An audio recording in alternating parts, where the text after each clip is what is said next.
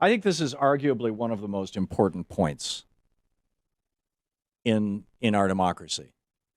Is one of the most important things that we as citizens need to learn how to do is to distinguish between what is faction and what is not faction. We need to revive this word faction.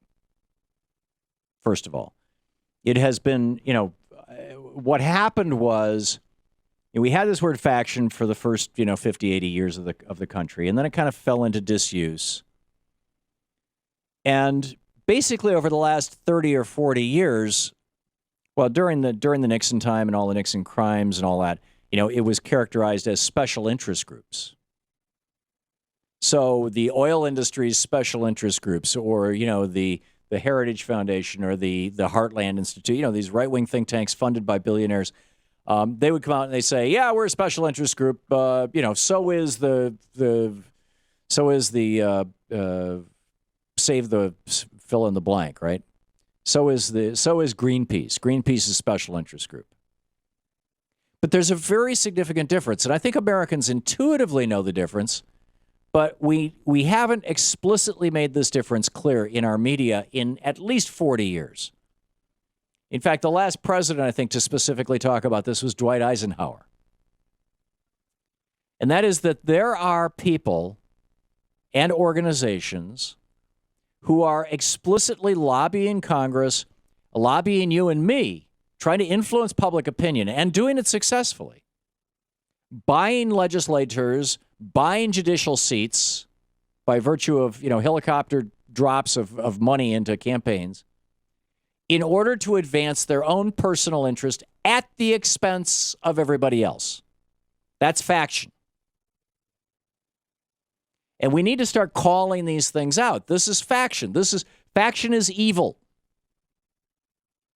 James Madison, Federalist number 10. Let me read this to you. This is among the numerous advantages promised by a well-constructed union. And see, he's selling the Constitution here. Hey, it's a good thing we're going to do this. Among the numerous advantages promised by a well-constructed union, none deserves to be more accurately developed.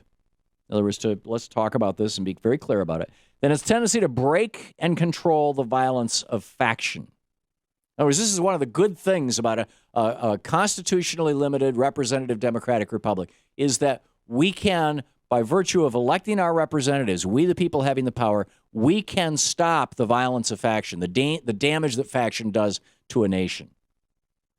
He said, the friend of popular government never finds himself so much alarmed for their character and fate as when he contemplates their propensity to this dangerous vice.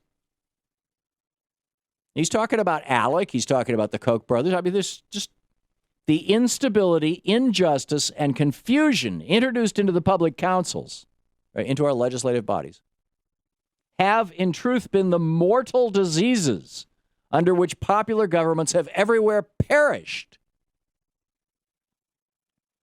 And then he goes on to say, complaints are heard everywhere that the public good is disregarded in the conflicts of rival parties, and the measures are too often decided not according to the rules of justice and the rights of the minor party, but by the superior force of an interested and overbearing majority,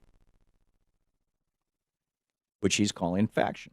He said that prevailing and increasing distrust of public engagements and alarm for private rights. And this is exactly, this is the whole libertarian thing. We don't need no stinking government. We don't need public engagements. We just need property rights for individuals. Let the billionaires run everything. Here's what James Madison said about that in Federalist 10. That prevailing and increasing distrust of public engagements and alarm for private rights, which are echoed from one end of the continent to the other. These must be chiefly, if not wholly, effects of the unsteadiness and injustice with which a factious spirit, in other words, a spirit of faction, has tainted our public administrations.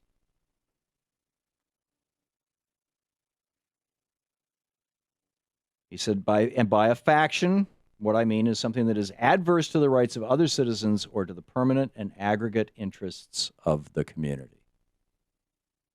What we are seeing right now played out just writ huge. And we need to start asking the question, Are you faction or not? What we're seeing played out right now is the battle of faction through ALEC to take over state legislatures, through all the lobbyists here in Washington, D.C. to take over the federal legislature, through Republicans being bought and sold by billionaires, and a few Democrats as well. Typically more often by institutions than individual billionaires, but hey, it's happening. Always to the goal of, let's cut the taxes of the billionaires. They try to pretend it's for the public interest. They say, we can't have Obamacare because it's going to cause unemployment. Right. I mean, they always trot out some public interest as if to say, we're not faction. We're concerned about the public good. But it's a lie.